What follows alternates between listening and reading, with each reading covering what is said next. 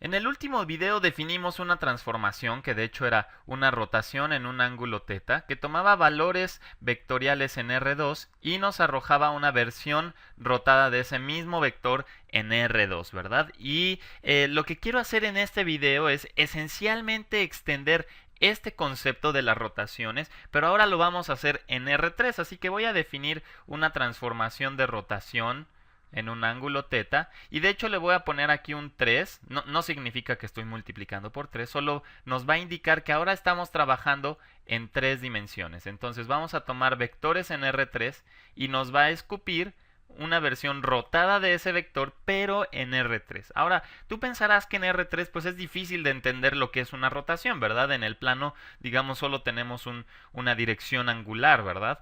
Pero en R3 pues tenemos que decir si vamos a rotar alrededor de qué, de un eje de rotación, ¿verdad? En este caso vamos a pensar que sea alrededor del eje X, es decir, uno de los ejes va a ser nuestro eje de rotación. En general es muy difícil pensar en una rotación con ejes en general, pero cuando tomamos rotaciones alrededor del eje X o del eje Y o del eje Z es muy sencillo de interpretar. Entonces vamos a rotar alrededor del eje X, ¿ok? Del eje X. Y esto simplemente se puede generalizar para también los otros ejes, ya sea el eje Y o el eje Z, ¿verdad?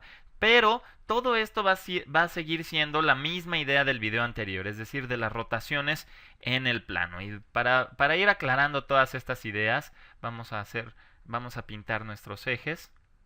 ¿Ok? Déjenme hacerlo derechito. ¿Ok? Ahí tenemos nuestro eje Z, nuestro eje Y. ¿Ok?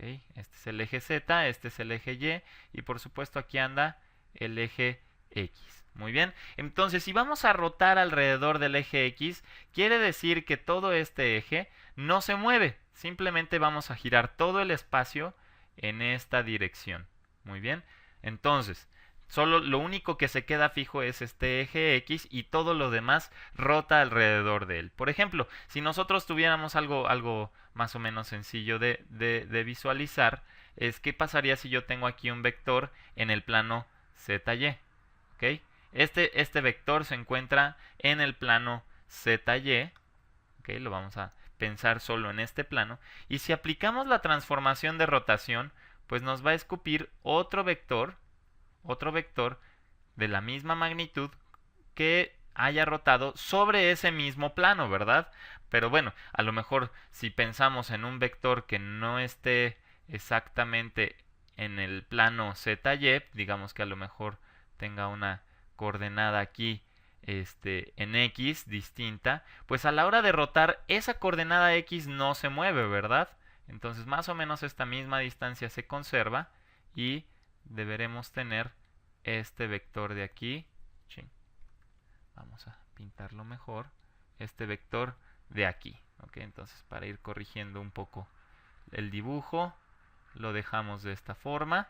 Y este vector pues se ve que ya no está en el plano XY, ¿verdad? Y sin embargo sí rotó un ángulo también de θ grados. Ok, espero que sea un poquito claro el dibujo. Al menos yo creo que ya tienes la idea bien de qué es lo que estamos haciendo a la hora de rotar alrededor del eje X. Y como pensamos que estas rotaciones, como en el video anterior, son transformaciones lineales, entonces podemos decir que esta función, la rotación en 3 dimensiones, de un vector X en un ángulo θ, quizás aquí debería además ponerle alrededor de qué eje, pero bueno, queda claro de qué estamos hablando, debe ser la multiplicación de una matriz por un vector, donde esta matriz es de 3 por 3. Muy bien, ya eso lo hemos visto anteriormente. ¿Y cómo es que lo hacíamos? Pues primero nos tomábamos la matriz identidad, que en este caso es la matriz de 3 por 3, que tiene unos en la diagonal y 0 en todos lados, ¿verdad? Esta es nuestra matriz identidad, donde me da los vectores de la base, de una base de R3, ¿verdad? Los vectores canónicos, la base canónica. Entonces, basta ver hacia dónde van a dar estos vectores para que podamos construir esta matriz. Y está dado de la siguiente forma. La matriz A simplemente tiene como vectores columnas a la rotación aplicado a cada uno de estos vectores, ¿verdad? Este sería nuestro primer vector columna. El siguiente vector columna sería a la hora de aplicarlo al segundo vector, que en este caso es 0, 1, 0, ¿verdad? Y la tercera columna es aplicar esta rotación a nuestro vector 0, 0, 1. ¿Ok? Y esta es la matriz. Estos son vectores columna. ¿Ok? Entonces, basta ver a dónde van a dar estos tres vectores después de rotar para determinar exactamente quién es la matriz que define esta transformación lineal. Muy bien. Entonces, basta ver el primero de los ejemplos es qué pasa cuando nos tomamos el vector E1, es decir, el 1, 0, 0. Si nos fijamos aquí en este dibujito, el vector 1, 0, 0 se encuentra exactamente sobre el eje X, ¿verdad? Solo tiene coordenada en X y 0 tanto en Y como en Z. Entonces, este vector se encuentra más o menos aquí. Es este blanco que estoy pintando. Pero, si es este vector blanco y estamos rotando alrededor del eje X, dijimos que todo el eje X se queda fijo. Es decir, es como si agarraran una varilla y le estuvieran rotando alrededor de sus dedos, ¿verdad? La estuvieran girando. En realidad, la varilla, si lo hacemos de forma perfecta, no se debería mover, solo se está moviendo sobre sí misma, ¿verdad? Entonces, esta varilla que representa el eje X no se mueve. Todo lo demás sí está girando, pero el eje no. Entonces, este vector E1 sigue siendo el mismo vector después de aplicarle la transformación. Este es el 1, 0, 0. Muy bien. Ahora vamos a ver qué pasa con la rotación del vector 0, 1, 0. Entonces, para eso vamos a dibujar nuestros ejes. Aquí estamos pensando que está el eje Y el eje Z. Si nosotros tomamos el vector 0, 1, 0, estamos pensando en este vector de aquí. ¿Okay? Este es el vector E2. Y a la hora de rotarlo en un ángulo θ, tenemos este otro vector. Muy bien, entonces basta determinar sus coordenadas de este vector. Ahora recordemos que estamos rotando alrededor del eje X, que esencialmente es, digamos, el eje que está saliéndose de la pantalla directo hacia tus ojos. Entonces estamos rotando en esta dirección, ¿verdad? Así que este ángulo de aquí es un ángulo θ, y lo que hay que hacer es determinar simplemente las coordenadas sobre el plano YZ, ¿verdad? Justo como dijimos aquí, si tengo un vector en el plano YZ, a la hora de rotarlo se queda ahí mismo. Entonces construimos nuestro triángulo, vamos a construir este triángulo, y simplemente se vuelve un problema de funciones trigonométricas, porque sabemos que esta distancia es 1, simplemente rotamos el vector canónico que ya tenía norma 1 y nos falta determinar la base que nos determina la coordenada Y y la altura que nos determina la coordenada Z, ¿verdad? Entonces, si tenemos este triángulo podemos utilizar el coseno del ángulo, ¿verdad? El coseno del ángulo simplemente es el cateto opuesto, que es este de aquí, perdón, el cateto adyacente, ¿verdad? Es el cateto adyacente sobre la hipotenusa, pero la hipotenusa mide 1, así que esto simplemente es A.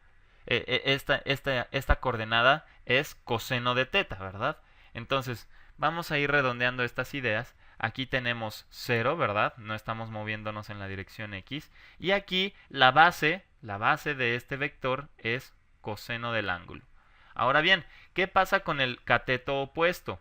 Si tomamos la función seno de θ, vamos a tener cateto opuesto sobre hipotenusa, que es el cateto opuesto. Entonces, esta altura, que es la coordenada z, es el seno del ángulo. El seno del ángulo es este. Muy bien, vámonos con el último. Vámonos con el último de nuestros vectores y déjenme hacer otro dibujito para que quede muy claro qué es lo que estamos haciendo. Vamos a tener otros ejes. Ok. De hecho, aquí vamos a necesitar extenderlo. Y ahora vamos a tener aquí nuestro vector canónico E3. Digamos que este es E3. Y a la hora de rotar en un ángulo θ, aquí tendremos este ángulo θ y tendremos que construir nuevamente un triángulo. Vamos a construir este triángulo. Muy bien. Otra vez, podemos utilizar las funciones trigonométricas para determinar qué es lo que va a ocurrir con esta altura, que es nuestra coordenada z. Aquí esta es nuestra coordenada z y la coordenada y. La altura otra vez es z y la distancia es y. ¿Ok? Entonces, si nos consideramos el seno del ángulo, si consideramos el seno de nuestro ángulo, es el cateto opuesto, que es este de aquí, sobre la hipotenusa, que otra vez es 1. Entonces, el seno del ángulo va a ser el cateto opuesto, que es la coordenada y. Pero, si nos fijamos, aquí estamos en la dirección negativa. Entonces, este es menos seno de θ.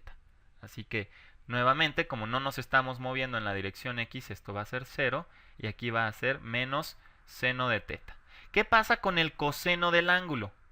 Con el coseno del ángulo, pues simplemente es el cateto adyacente de aquí sobre la hipotenusa, ¿verdad? Pero el cateto adyacente es la altura. Entonces la altura resultó ser el coseno del ángulo. Y ya con esto que tenemos, hemos construido la matriz que define a esta transformación, ¿verdad? Tenemos esta matriz de aquí, es la matriz de rotación. La matriz de rotación en 3 dimensiones alrededor del eje X en un ángulo θ. Es esta matriz, al multiplicarlo por X, lo que me define la transformación lineal, ¿verdad? Y esto estamos pensando que es una rotación alrededor del eje X. Muy bien. Entonces, este video en realidad consistió en ver una generalización de las rotaciones en R3. Tú puedes intentar la misma idea alrededor del eje Y o del eje Z, pero bueno, este es un caso especial donde trabajamos con el eje X. Pero puedes usar el mismo procedimiento, como ya lo he dicho, para definir alrededor de los ejes Y y Z y después ir aplicando una tras otra, ir componiendo las rotaciones para ir generando rotaciones más complicadas. Pero bueno, espero hayas encontrado esto un poco útil. Es una pequeña extensión de lo que hicimos en R2.